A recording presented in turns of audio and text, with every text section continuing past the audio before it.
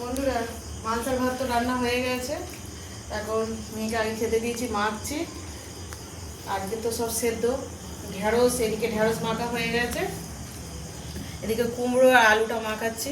Tomato আলু মাখানো হয়ে গেছে, মেয়েকে দিয়েছি।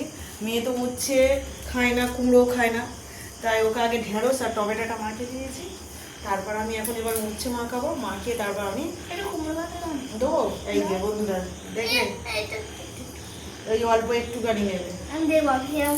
আচ্ছা, তো কলা পাতা বন্ধুরা সকালে দুপুরবেলা তোমাদের দাদাভাই মাংসের ভাত একটা করে দিতে।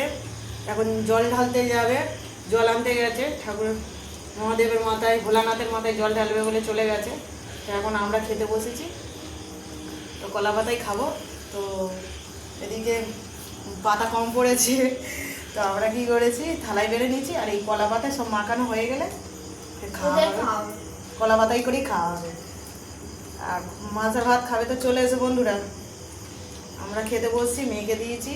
শৈলী তো খাওয়া হয়ে গেছে। মিমি স্যার, হ্যাঁ, এই যে সব উত্তরে নিয়েছে, সীতমা উত্তরে নিয়েছে। কালকে সব সকালবেলায় জল ঢালতে যাবে।